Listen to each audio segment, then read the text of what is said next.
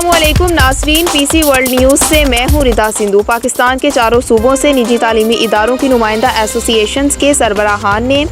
वफाकी वज़ीर तालीम चौधरी शफकत महमूद से तफसीली मुलाकात की। इस मौके पर वफाकी पार्लियामेंट्री सेक्रेटरी एजुकेशन वजीहा अकरम और